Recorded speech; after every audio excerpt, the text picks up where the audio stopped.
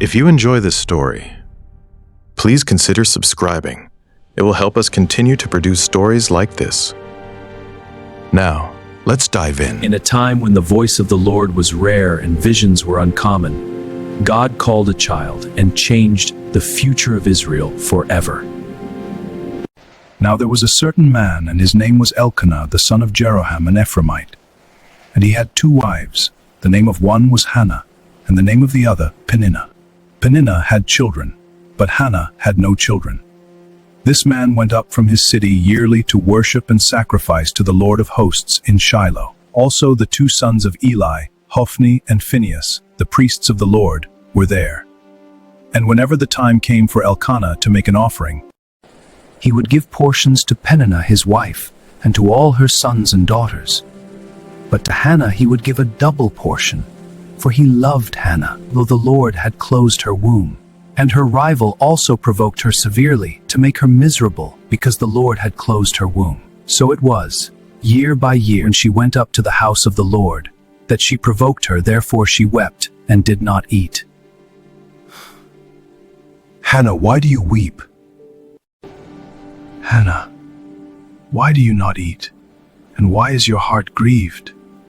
Am I not better to you than 10 sons? So Hannah arose after they had finished eating and drinking in Shiloh. Now Eli the priest was sitting on the seat by the doorpost of the tabernacle of the Lord. She was in bitterness of soul, and prayed to the Lord and wept in anguish. Then she made a vow and said, O Lord of hosts, if you will indeed look on the affliction of your maidservant and remember me, and not forget your maidservant, but will give your maidservant a male child, then I will give him to the Lord all the days of his life, and no razor shall come upon his head. And it happened, as she continued praying before the Lord, that Eli watched her mouth. Now Hannah spoke in her heart, only her lips moved, but her voice was not heard. Therefore Eli thought she was drunk. So Eli said to her, How long will you be drunk? Put your wine away from you. But Hannah answered and said, No, my lord, I am a woman of sorrowful spirit. I have drunk neither wine nor intoxicating drink, but have poured out my soul before the Lord. Do not consider your maidservant a wicked woman, for out of the abundance of my complaint and grief I have spoken until now. Go in peace, and the God of Israel grant your petition which you have asked of him. Let your maid. So the woman went her way and ate, and her face was no longer sad. Then they rose early in the morning and worshipped before the Lord, and returned and came to their house at Ramah.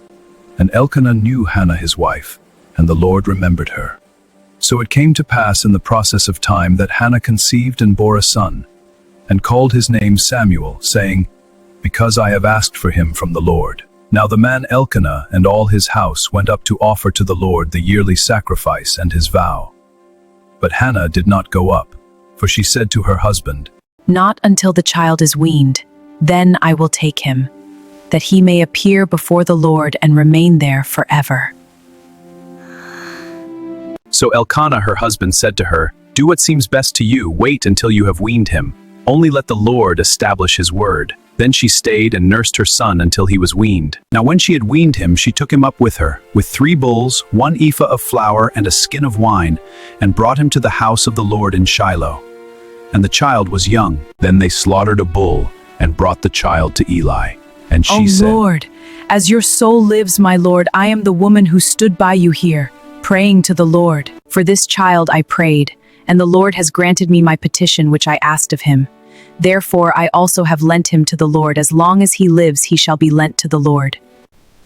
Hannah prayed and said, My horn is exalted in the Lord. I smile at my enemies because I rejoice in your salvation. No one is holy like the Lord.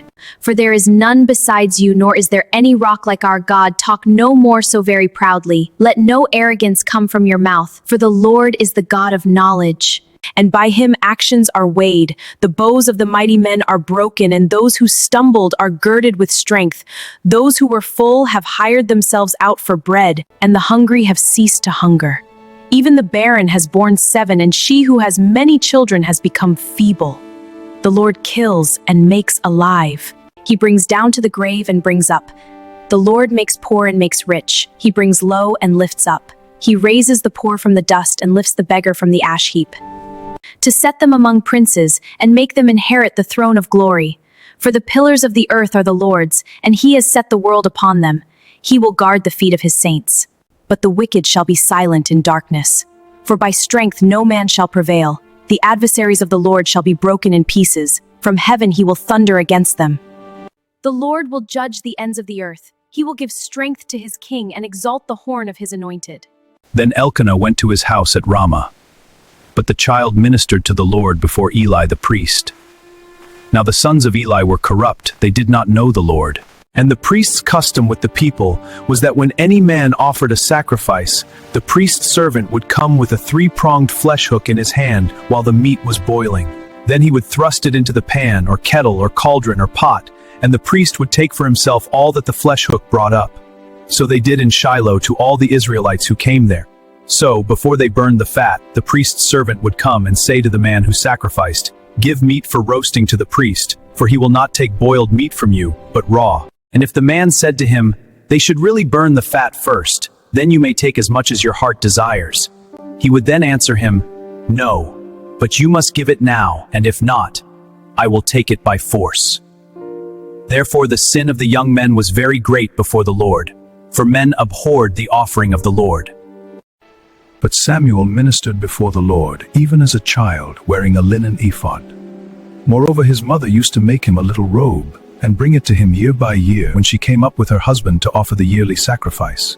And Eli would bless Elkanah and his wife, and say, "The Lord give you descendants from this woman for the loan that was given to the Lord." Then they would go to their own home. And the Lord visited Hannah, so that she conceived and bore 3 sons and 2 daughters. Meanwhile the child Samuel grew before the Lord. Now Eli was very old, and he heard everything his sons did to all Israel, and how they lay with the women who assembled at the door of the tabernacle of meeting. "Why do you do such things?" For I hear of your evil dealings from all the people. "No, my sons." For it is not a good report that I hear. You make the Lord's people transgress. If one man sins against another, will judge for Lord, who will intercede for him? Nevertheless, they did not heed the voice of their father, because the Lord desired to kill them. And the child Samuel grew in stature, and in favor both with the Lord and men. And the Lord sent a man unto Eli, and the man of God came to Eli and said unto him, "Thus says the Lord, did I not clearly reveal myself to the house of your father when they were in Egypt in Pharaoh's house? Did I not choose him out of all those of Israel to be my priest, to offer upon my altar, to burn incense, and to wear an ephod before me? And did I not give to the house of your father in all the offerings of the children of Israel made by fire? Why do you kick at my sacrifice and my offering which I have commanded in my dwelling place, and honor your sons more than me, to make yourselves fat with the best of all the offerings of Israel, my people? Therefore the Lord God of Israel says, I said indeed that your house and the house of your father would walk before me forever. But now the Lord says, far be it from me, for those who honor me I will honor, and those who despise me shall be lightly esteemed. Behold, the days are coming that I will cut off your arm and the arm of your father's house, so that there will not be an old man in your house. And you will see an enemy in my dwelling place, despite all the good which God does for Israel. And there shall not be an old man in your house forever. But any of your men whom I do not cut off from my altar shall consume your eyes and grieve your heart. All the descendants of your house shall die in the flower of their age. Now this shall be a sign to you that will come upon your 2 sons, on Hophni and Phinehas. In one day they shall die, both of them. Then I will raise up for myself a faithful priest who shall do according to what is in my heart and in my mind. I will build him a sure house, and he shall walk before my anointed forever. And it shall come to pass that every one who is left in your house will come down to him for a piece of silver and a morsel of bread, and say, please, put me in one of the priestly positions, that I may eat a piece of bread. Now the boy Samuel ministered to the Lord before Eli. And the word of the Lord was rare in those days. There was no widespread revelation. And it came to pass at that time, while Eli was lying down in his place, and when his eyes had begun to grow so dim that he could not see, and before the lamp of God went out in the tabernacle of the Lord where the ark of God was, and while Samuel was lying down, that the Lord called Samuel. And he answered, "Here I am." So he ran to Eli and said, "Here I am, for you called me." And he said, "I did not call, lie down again." And he went and lay down. This happened 3 times. Now Samuel did not yet know the Lord, nor was the word of the Lord yet revealed to him. Then Eli perceived that the Lord had called the boy. And he told Samuel, "Go, lie down, and it shall be, if he calls you, that you must say."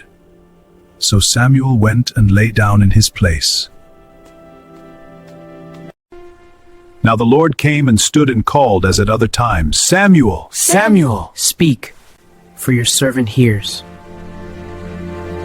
Then the Lord said to Samuel, Behold, I will do something in Israel at which both ears of everyone who hears it will tingle. In that day I will perform against Eli all that I have spoken concerning his house, from beginning to end. For I have told him that I will judge his house forever, for the iniquity which he knows, because his sons made themselves vile, and he did not restrain them. And therefore I have sworn to the house of Eli that the iniquity of Eli's house shall be atoned for by sacrifice or offering forever. So Samuel lay down until morning, and opened the doors of the house of the Lord.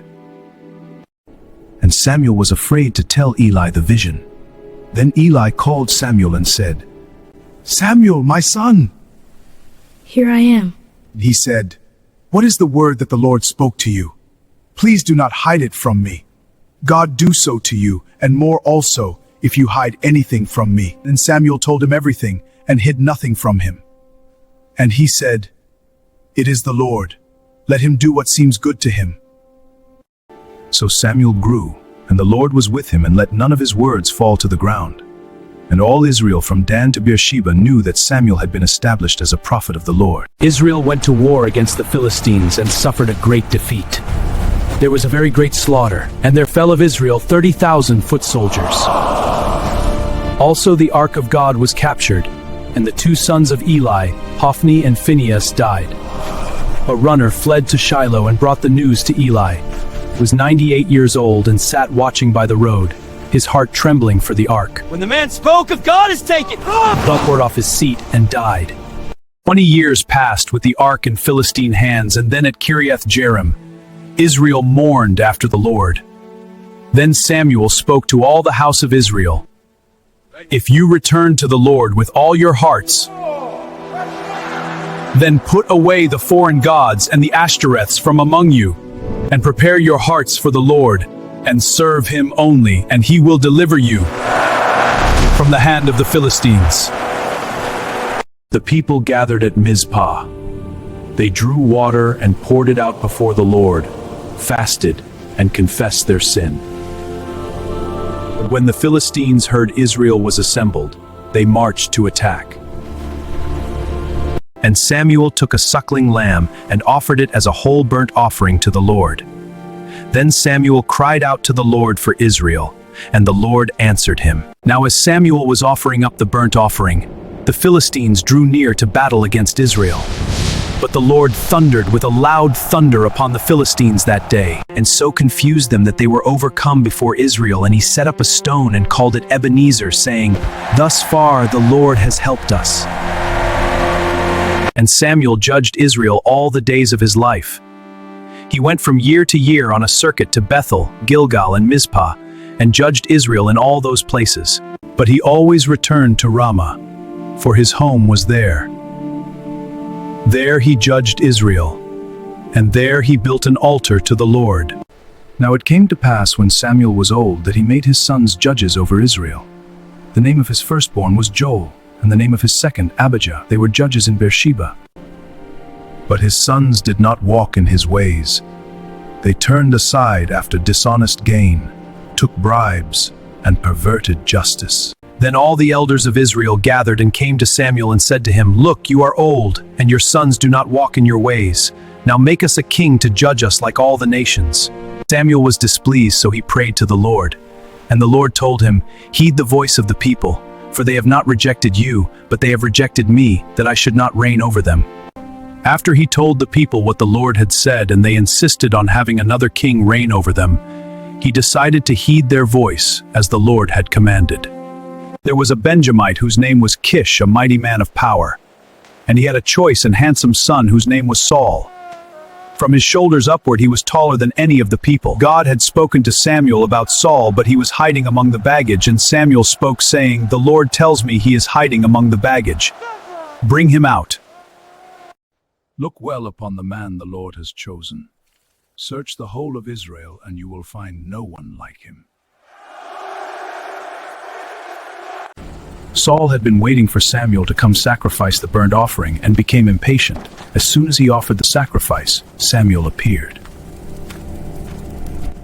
What have you done here? The men were scattering. The Philistines amassing, and you had not come. I could not go into battle without seeking the Lord's favor. You have acted foolishly. You did not keep the commandment the Lord your God gave you. Had you obeyed, your kingdom over Israel would have been established forever. But now, it will not endure. God had commanded Saul to utterly destroy the Amalekites, every man, woman, child, and beast, leaving nothing alive. And Saul had disobeyed it. Saul spared Og their king, and kept the best of the livestock. When Samuel confronted him, Saul made excuses and blamed the people. Samuel says, "Do you think the Lord delights in burnt offerings and sacrifices as much as in obeying his voice? To obey is better than sacrifice, and to listen than the fat of rams. For rebellion is as the sin of witchcraft, and stubbornness is as iniquity and idolatry. Because you have rejected the word of the Lord, he has rejected you as king."